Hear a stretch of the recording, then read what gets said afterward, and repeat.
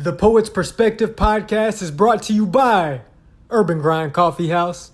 What better way than to start your day by grabbing life by the beans? Coffee beans, that is.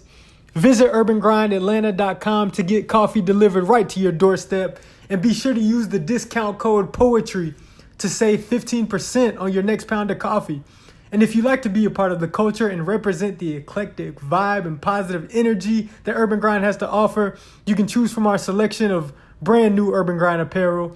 And if you're in the Atlanta area, make sure you visit Urban Grind for their selection of specialty coffees, sandwiches, and pastries while you get your studying done, working on that $1 million idea, or just meeting up with friends. Urban Grind Coffee House. Keep grinding. Hello, how are you? Sabreen, I'm doing good. I'm alive. I'm healthy for the most part, I think. And we here. I'm here with you. We laughing. We got a reason to smile, so I can't complain. How are you?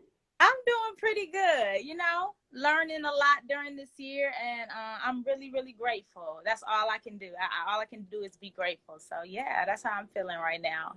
So the first time I seen you was, I think you were doing a feature at Urban Grind, and I don't know what happened, but it was like, even though nobody turned the lights, it was like when you were sitting Indian style on the table, I felt like, I remember that. It felt like the lights came down and smoke came out of nowhere, and it was just like, that feature was just like a magical experience. And I'm like, okay, I need to see who this is. And from there, I just kind of been about that the other day. I was like, I am so dramatic. And it was amazing though. It was amazing because the ambiance is what made it. Because I was shocked by that before I was hit with the bars, before I was hit with the actual poetry. And so ever since then, I've been following you. I've been following your movement, seeing you do your thing all around. So, but go ahead and introduce yourself to the people who might not be familiar. Yes, everyone. My name is Sabreen Sudan-Jolley. Most people, my name on Instagram is Sabreen Speaks, but most people just refer to me as Sabreen Speaks. So either one is fine. I am an author, a poet, and an educator. And I'm super excited to be here tonight. So I thank you guys for sharing your talents. I really enjoyed it. Although many of these open mics have been virtual, I've been kind of doing some self-healing and reflection. And so I pop in every now and again when I can, but I'm super grateful that even during these times that I'm able to express myself. So I honor y'all, and I thank you guys so much. Thank you, and we're grateful to definitely have you on the platform, and just gracious for your presence. So how it goes is poets usually get on here and do about 3 pieces of standard, but I mean, whatever's in your heart, we can roll with that, and then we'll get into a little conversation after that. So so for now, the floor is yours. Gotcha.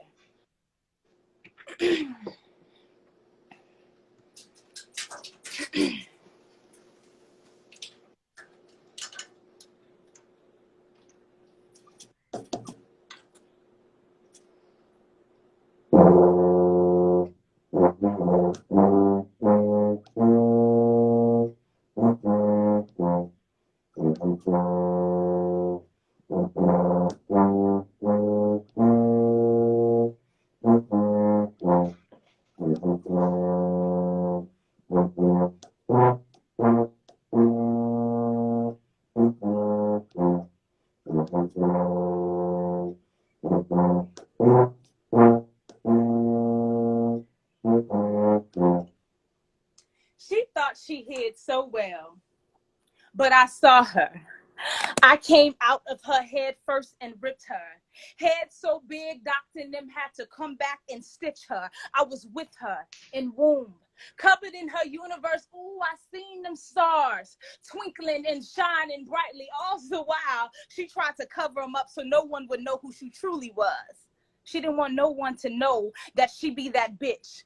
No, not the one where he bent her, pent her up, and filled her with his stiffness. But she was that bitch. And she always was and will be a commodity. The queen that reminded me that this pussy ain't free. Why would it be? After all, it has been drenched in drudgery, backstroking in a sea of confused phalluses that have lost their way amidst the waves and somehow settled on the shores of my preciousness. Do you really believe that this temple comes without cost? Hey, Mother Shangay, thank you for awakening my ode to self-worth. Mother, I forgot that the rainbow only appears after the rain, and no matter how desolate lands become because of it, I will dance in it. Because I know that soon after, it will reveal my beautiful story in red, orange, yellow, green, blue, indigo, and violet. Ooh, this pussy ain't free. It is the giver of life, the home of land dwellers, the reason for war, the cause of peace. It holds secrets. Big, fat, black, and strong secrets, and even the not so good secrets. It turns genital mucus into presidents and artists and mayors. Hell no, this shit ain't free. You got to work for it. After a long day's work, this pussy needs a cocktail and a cigarette, because sometimes she gets stressed. She forgot who she was, but now she knows who she is. She went from mopping the floors to owning the biz, to employing the world. She is the giver and the taker, the potter and the wheel, the hells and the heavens. She only runs on 93. Fuck 87. This ain't Chevy unleaded. This is premium. This is Ferrari, pussy. It writes your checks. It cooks your meals. It puts life in your body. I'm sorry if I sent the wrong message, but Mother Intezaki Shangay, thank you for your message. It was a soft and subtle, yet bold and loud reminder that the permission of this temple doesn't come without toil. Feet planted in earth, serving as roots to bodies paralyzed in fear, serving as stems to arms lifted to the sun for nourishment and warmth, to fingertips trembling in fear, practically screaming, stop, don't kill me today, don't rape me today, don't take me from my babies today, give me some time to figure some shit out, let me breathe. These words are the weeds that strangle us into submission, leaving us hopeless, blaming the POTUS for this war, but this is spiritual warfare. So I'm sharpening my tools so that my mind is a pistol with the D out, constantly elevating while the world is searching for D clout. Half fake, half real, like weave with the leave out. We extra potent like we left the weed out. If we don't use our power, they'll continue to weed out. The weak will inherit the struggle. The meek will inherit the earth. Our feet must meet the turf, cause they'll appropriate while your people put in the work. I made a vow to Mama Mia before she left this earth. They wicked, they crooked, yet we walk by and they clutching their purse. So it's hard to blame our brother when he clutching his work. Prison walls, mortuary halls, schoolhouses, crack houses, trap houses are all starting to sound more synonymous nowadays. And all we can seem to focus on is life under the veil. Hell's flame has become more comforting than damaging. Damn. We've been bound so long, we don't know the difference between fire and freedom, love and usury, poetry and eulogies, real and foolery, making love versus screwing me. Even in the midnight hour, I pray to you, oh God. Who are we? Who are you? What do you want to be? Who shot Tupac, Malcolm, Martin, Trayvon, Breonna, the black mentality? What sets you from, nigga? Where your grandma stay? What they call you where you from, nigga? What's the proper protocol when at the barrel of a gun, nigga? None, nigga, run, nigga. They out to get you. The blurred line between survival and revolution is slowly burning us. God, please let me survive. I don't want to die, but it's starting to look the same as being alive. Protected with caution. Often niggas drown around here. We be married to concrete. No wonder we see roses bloom more often around here. But this ain't your typical garden. It's watered with salted tears and boiling bloods from Milanos, Crips and Bloods and Vatos. Streets filled with potholes and potholders, drug dealers and smokers, the bourgeoisie rich and the posers. Too many reactivists, fake woke, fake mad, ain't really gotta be for the cause, long as the caption lit. While babies are inspired by the uninspired, but can't tell the difference. While we lose sight of the vision, mission, can't shoot with precision. Listen, this ain't your typical guard. It's been watered with more pressure than Ming Lee in jail nails or Andy Duvernay in jail cells. We've been caught up with this wall of defense, but it's not indicative of our strength. We're just trying to survive. But realize, while searching for freedom, you search forever unless you free your mind. Dear God, we need you for times like these, because I am a woman and I was born of dust. So when they walk on me, I take no offense.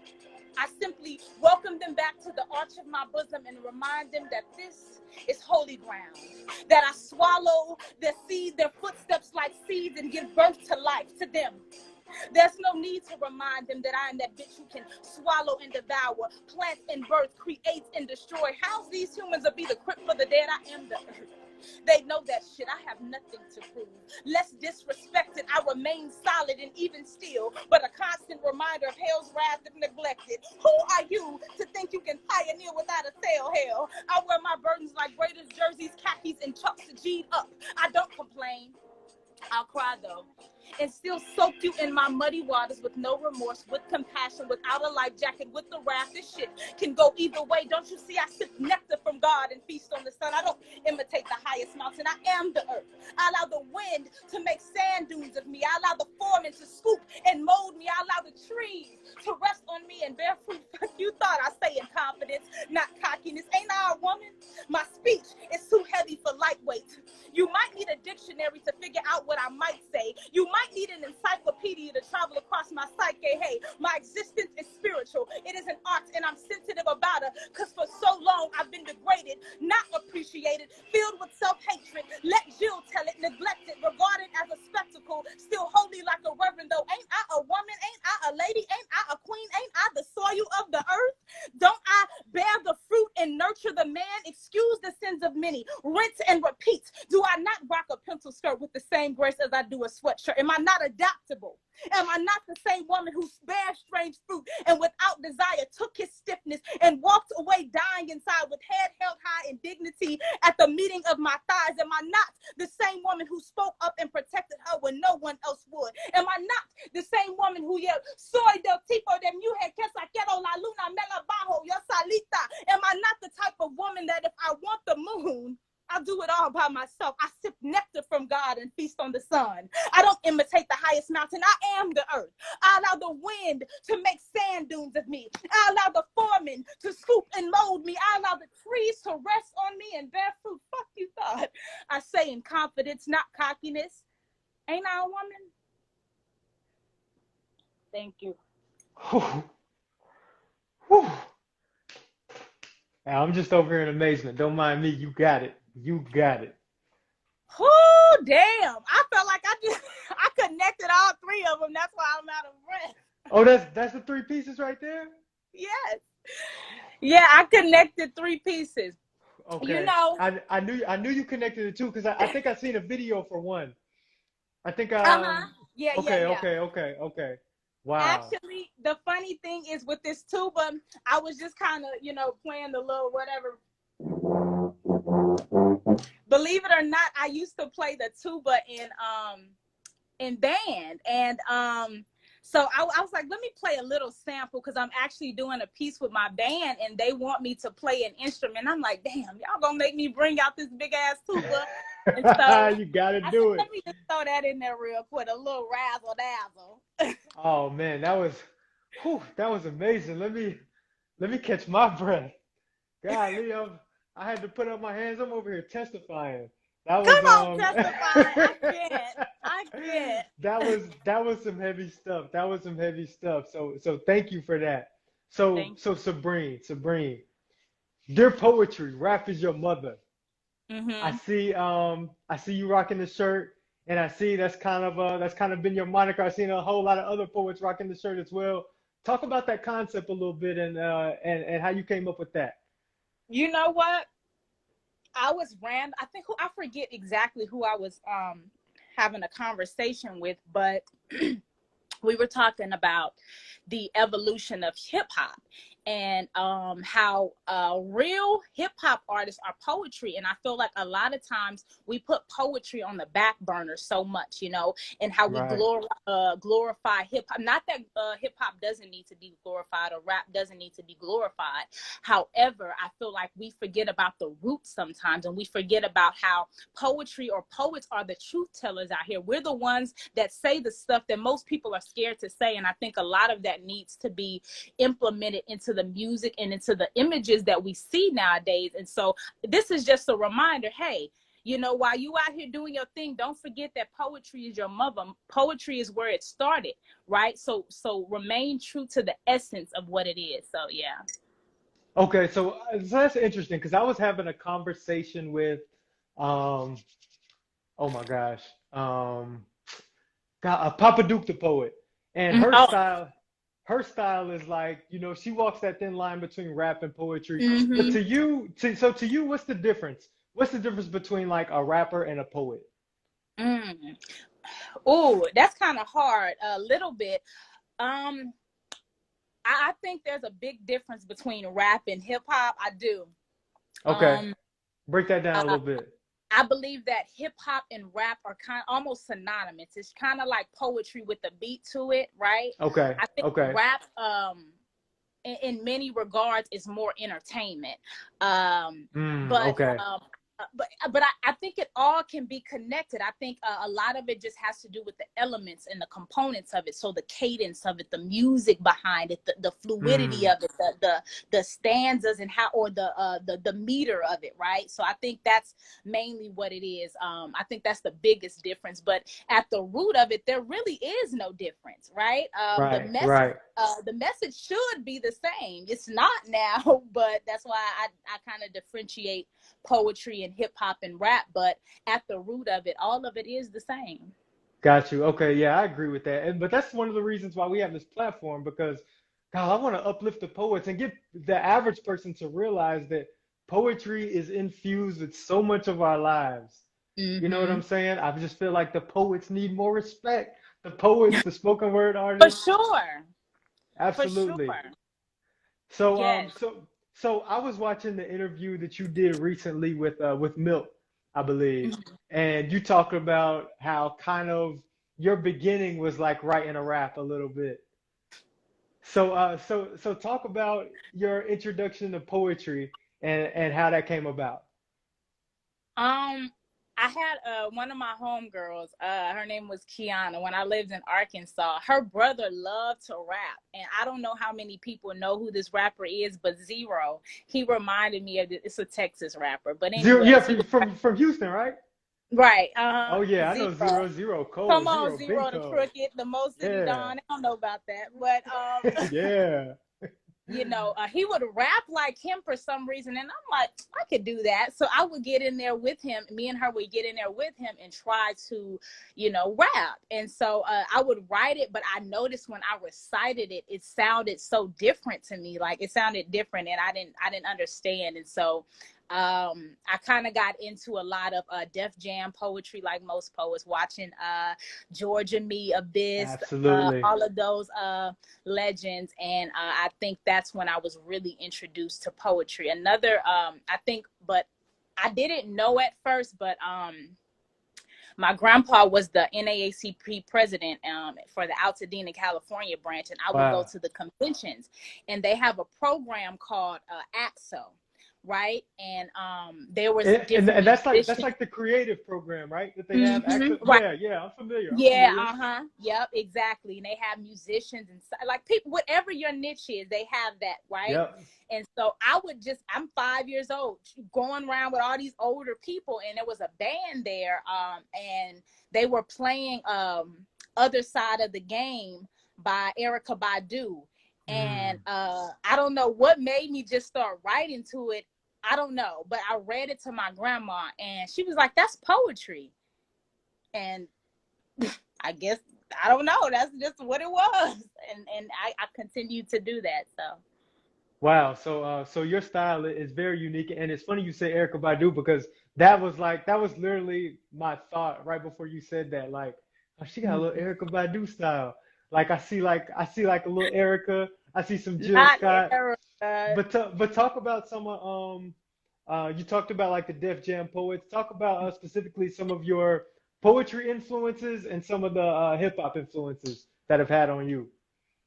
Okay, so I'm honestly, to be real, I'm inspired by people who aren't even kind of mainstream. So even like seeing people on this live, that's inspiring to me, to see that growth, to see that real, raw, and authentic Right. talent. But at the inception of me being introduced to poetry, I think some of my favorite ones was Shihan, for Mm-hmm. sure, Georgia Me, and I would say Erica Badu, honestly. Okay. And then as far as music was concerned, it was jazz. So John Coltrane, Mm. Miles Davis, Thelonious Monk. My grandfather loved jazz, and so jazz musicians. And one of my favorite rappers is Tupac. So I would say Tupac. I'm a music connoisseur. That's why it's funny now looking at it like I'm working with a band. It's so funny because, man, as much as I love music, I never imagined myself actually being in a band. So it's cool to be around that. And they're jazz musicians as well. So, yeah. Wow, wow, that's awesome. That's awesome. But speaking of Tupac, and matter of fact, everybody that you name, I know they have like the poet as poets. I feel like, when we write, a lot of that's for us. You know what I'm saying? Of course, it's Yeah. our healing and it's our way to get, our thoughts down and express ourselves. But Mm-hmm. in most of your pieces, you have a deep-rooted love for the people. Mm-hmm. So to just empowering specifically Black people, you speak a lot about empowerment. And even Mm-hmm. when you talk about like one side of it, like when you talk about like the hardships that we go through, you still highlight the strengths that we have. Mm-hmm. So talk about that love for the people. Where's that come from? Is that something that's always been in you, or just talk about like how that love for the people developed in your poetry? Um, I would say I didn't even realize it, but like I said, my grandfather was the NAACP president, so all he would talk about is blackity black black all day, every day. I'm like, why is Right. everything so black around it? But I mean, it wasn't, it wasn't anything to me, but it was Yeah. just, I grew up around it all the time. So like the African sculptures in the house and all of that, the jazz musicians, and I ain't gonna put him out there like that, but I used to think that my grandpa was a racist because he just did not deal with nobody but black people. Like he Right. just was not with it. And he introduced that to me at a very young age, and my whole experience was black. So I didn't really. The only juxtaposition to that was the neighborhood that I lived in at one point. During my later childhood years, I did live in a predominantly white neighborhood, so I had various experiences, Asian people, but mostly black. My high school was black. I went to a HBCU, didn't even really understand that it was a HBCU because my whole life has been about black people, and seeing the disparities within the communities, and just a lot of things growing up. I was born in Pasadena, California, but I grew up in Pine Bluff, Arkansas. And anybody who's familiar with Pine Bluff, Ah, Arkansas, that's two whole different worlds baby, right there. right? That's a whole different level. And I remember, going to school with people who didn't eat. Sometimes my Mm. parents started a football team, and I remember wondering, why is she always bringing like all these big old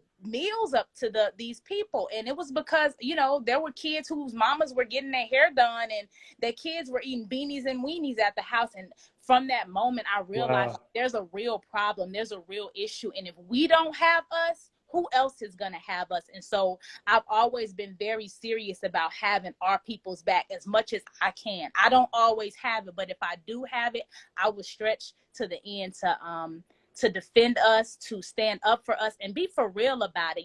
This is more than a hashtag. This is a lifestyle. This is a way of existing. This is not just something that's a trend, and now everybody loves to be black all of a sudden. No, this is real life. You black every single day, right? Live Right. in that, exist in that, be bold and fervent in that. And so that's just what it is.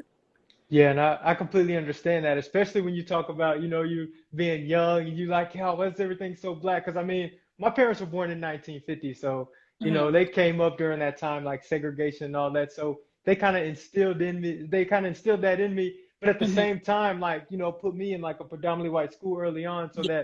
that, just because it was in a small town, that was like the best Yeah. opportunity. So I grew up like kind of confused, like, man, I'm Yeah. talking all this black stuff, but then I'm over here, so I understand it, and that's something that I had to come to grow into. You know what I'm saying? But everything you talk about as far as like living it, I can definitely hear that in your poetry. like it's more than like you said, it's more than just words. Especially to be a poet, like I feel like we have to live this.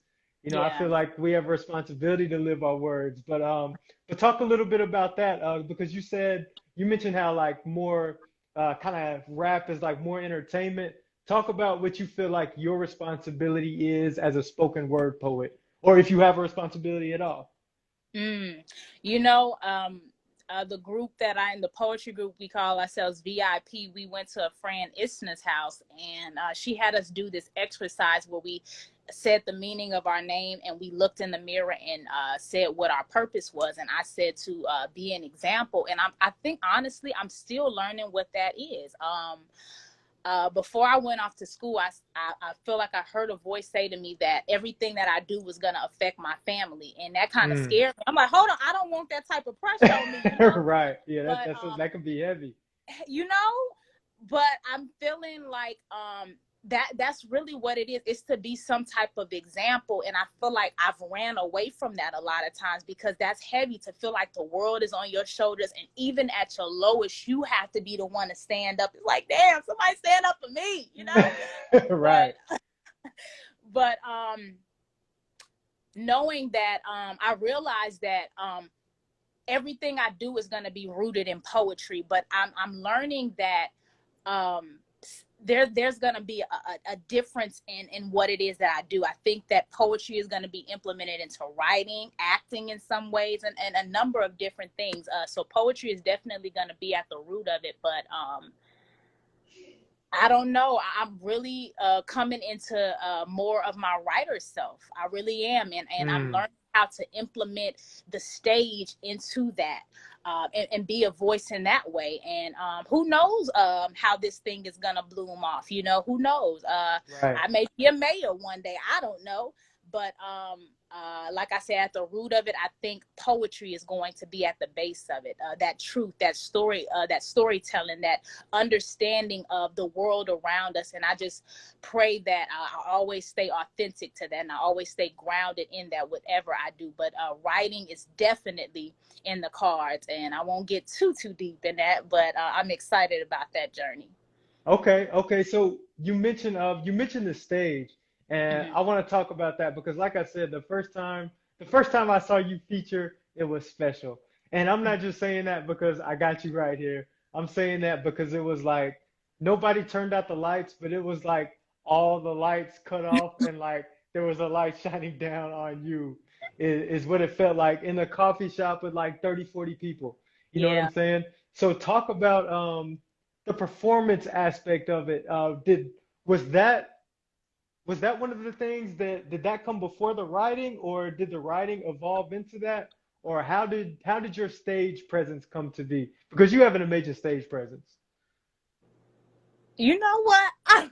You know what? As funny as it sounds, I think I'm a dramatic person. Like anybody who knows me personally, I am very extra, and I'm learning that more and more now. And I honestly think that extraness has come onto this. It's real, but I think that has kind of translated onto the stage. I don't know where I would say I learned it from, or anything like that. But honestly, when I get on the stage, I feel like that's where my confidence is most elevated. Truly, Okay.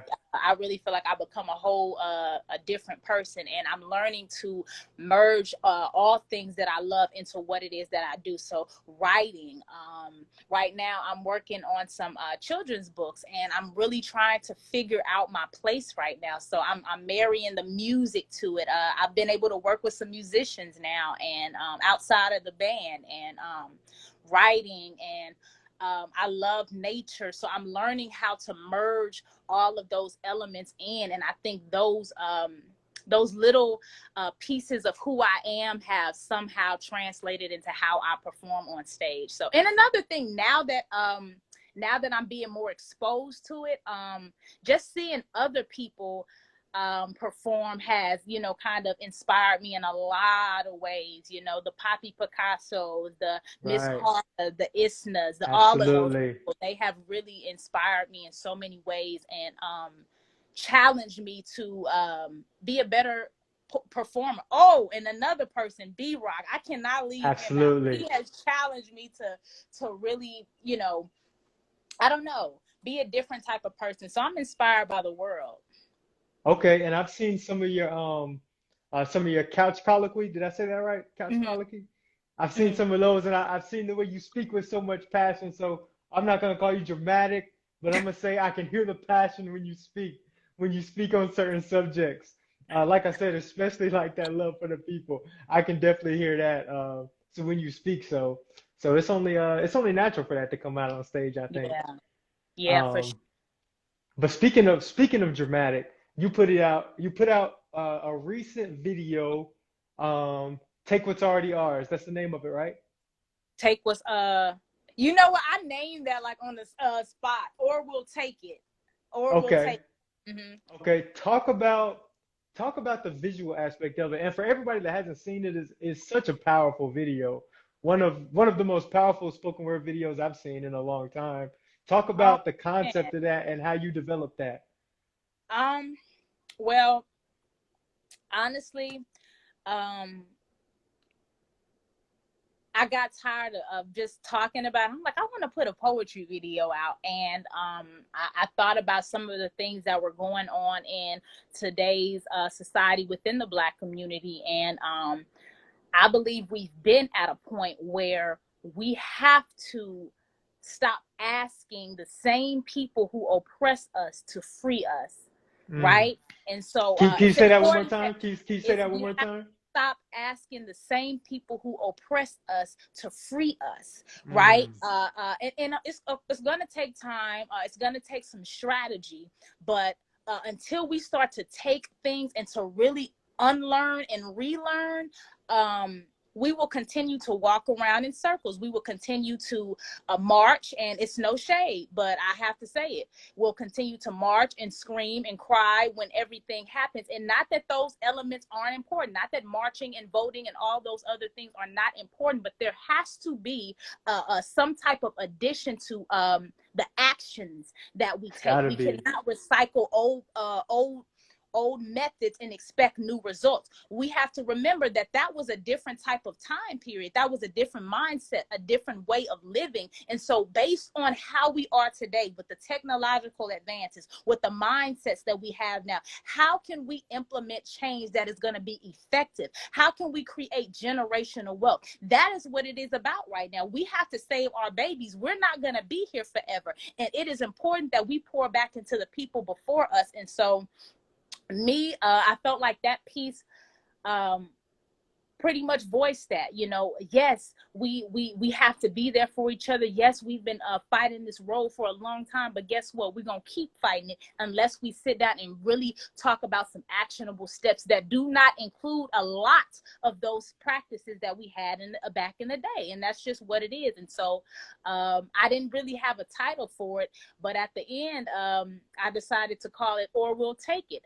Either y'all gonna either we're gonna keep walking around in circles expecting these people to save us, or we're gonna take it. It's one extreme or the other in my book. So yeah. Yeah, very powerful visual. So anybody who hasn't seen that, make sure y'all go to Sabrina's page. You can find that video. Just a couple more questions for you.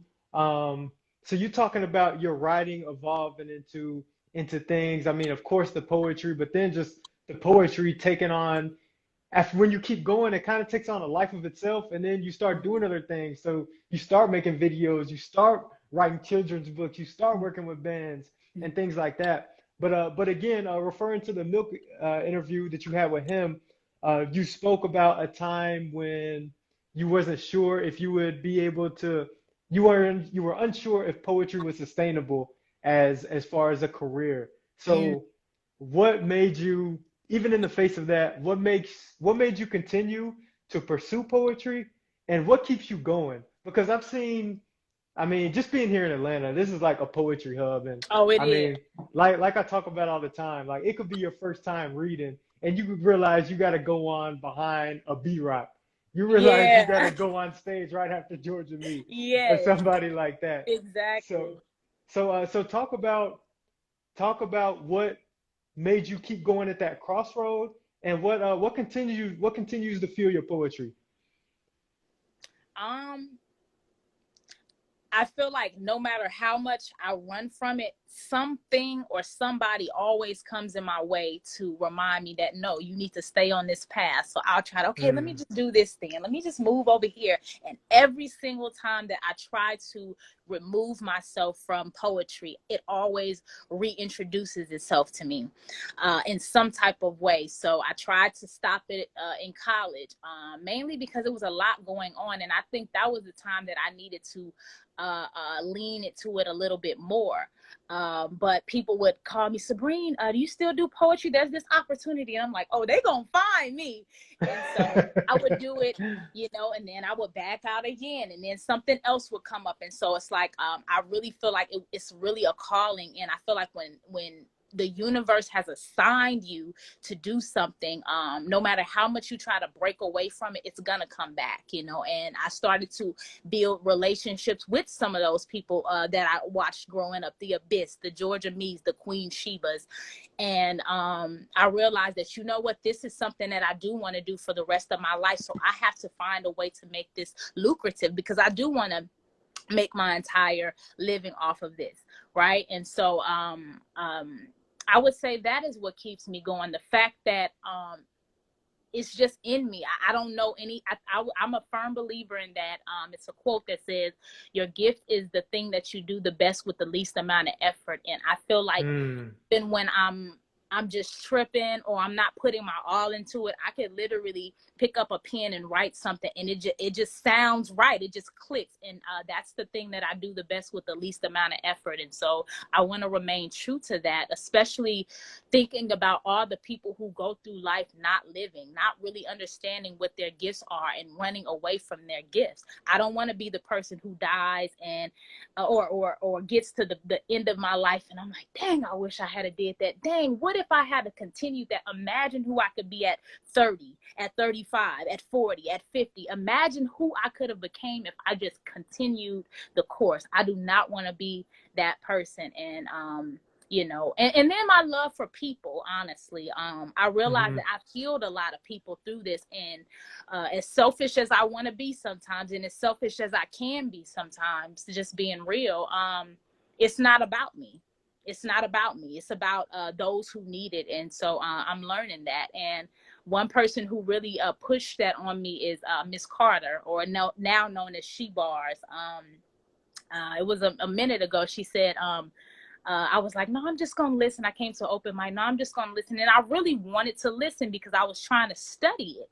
Right. And she was like, you never know who needs your voice out here. She was like, it's not about you. And I said, damn, let me get my ass on this stage. Right.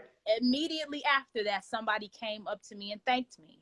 And I'm like, wow. So, yeah. Wow, that's the power. That's the It power is, of right? poetry. It Um, is. and that's the beautiful thing. Like as poets, as spoken word artists, you have to live with passion, or else you're not gonna be able to write. It forces you to live life. Because Yeah. we gotta have something to write about, gotta have something to talk about. And like I said, just hearing you talk, I can hear your passion, I can hear it come out in your poetry. So so yeah, so you talk about being that example, you definitely doing that. If nobody Thanks. told you I that, appreciate or if you ever unsure, you're it. Thank definitely you. doing that. So I appreciate so Sabreen, same sky, different light. it. Talk about the book a little bit, Let me pull out my baby. and I where got people them can all scattered all over find the that house. and all that. Yes. Actually, here it is. So I'm gonna briefly talk about it. So honestly, I always knew I wanted to be a writer. We used to have this reading period in high school. And during the reading period, I would read the dictionary. People would talk about me, but I would read Wow. the dictionary, and I would be writing this story. And I want to get it right now, but I don't want to leave this live. But it's it's on my bookshelf, and it's a tablet that says "Same Sky, Different Light," and it was originally supposed to be a novel. And I remember one day I got so tired. It was my senior year in college. I got so tired of talking about writing a book I just had to put it out, right? So I just Mm-hmm. started writing these poems, and I gave myself a couple of weeks. I forget, it was no more than a month. I gave myself a couple of weeks to compile certain pieces together, and I threw it in a book, and I published it. And when the mail came and my book was in it, I just cried for like, I had so many emotions, because I'm like, number one, I wrote a book, and I literally just put it out. Number That's two, beautiful. I felt like it was the worst writing of my life. I'm like, this is not who I am as a writer. Anybody who knows me and knows my writing, i.e. professors, people I went to school with, know this ain't me, and I can do better. And I was crying because I'm like, wow, why did I just throw it out there? But I felt like if I didn't throw it out there, I would have never, well, I wouldn't say never, because I definitely would have done it, but my life wouldn't have taken off as quickly as it has. And within 2 years, I have done a whole lot. And man, I'm so grateful to God. I'm about to get emotional. Let me not. It's all good. Let it out. Let it out. That's what we're here I'm, for. I'm so grateful to God. Seriously, for real, because within that year, it was my senior year. I graduated Clark in 2018, and I put it out. I'm like, oh my God! When I put it out, everyone's, oh, can I buy it? I'm like, oh shit, what am I gonna do? I don't have anything together. I just had to put it out. And within those 2 years, I featured out of the country. I'm starting a Wow. bookstore. I won first place at the Apollo. I've done a lot of stuff, and I'm like, wow. When you take a chance on yourself, the opportunities are so limitless. And so now I have something to work with. So no, I still to this day don't believe that this is my best. I know it's not my best work, but this is my baby, because it is the jump, the leap pad for everything that I would do, the precursor for everything that I would do hereafter. And so when I'm writing children's books and I'm writing all these books and I'm putting them out into the world, I can always go back and remind people like, hey, y'all, this is where it started. If you don't start, Yes. starting is the hardest part. If The you don't hardest start, part. you'll never ever see where you can go. So like I said, this is my baby, and I appreciate anybody who's ever bought it and invested in it, because it was more than just a poetry book. It was the beginning of Sabreen, Mm. so yeah, y'all can get this. It's a couple copies left, but after this, it's no more copies, because I'm doing some different stuff with my life. So Okay. Okay. Well, there you have it. Make sure y'all get that. And like she said, she only got a couple copies, so get it now. But yeah, yeah, Sabreen, so we reached about the end, but thank you for your time. Thank you thank for your you. feature. Thank you for your words. But if you could just tell the people what else you got going on. Um, and you are young, but you're very wise beyond your years. So if you could not only tell the people what you got coming up, where they can find you and all of that, but just give the people some final words of inspiration. Just whatever's in your Cool. heart. Cool. So guys, if you follow me, I would appreciate if you guys come to Dope Mobile Bookstore. It's a mobile bookstore that I'm starting, and part of our pre-launch. We are doing a book club, and we're reading Sister Soldier's The Coldest Winter Ever, and it's gonna be a great experience. So I hope that you guys can join and purchase the book. I have a TEDx event coming up this weekend where I'm like a guest poet or something like that. It was kind of last minute, but anyway, that I also, outside of me, you can go to my page to see what I have, well, a lot of what I have going on, but I would encourage you guys to look up on some of my VIP family, Miss Isna Tianti, She Bars, otherwise known as Miss Carter, Sincere the Poet, Fitzgerald the Poet, B Rock, and the whole team. Yeah, Y'all heavy hitters. poetics, look them up and really support them. I'm so grateful to be a part of that cohort, and I'm so grateful that they have welcomed me into that family. And if I could leave you guys with anything, it's to start. It's to start. Remember that quote, that the thing that you do the best with the least amount of effort is your gift.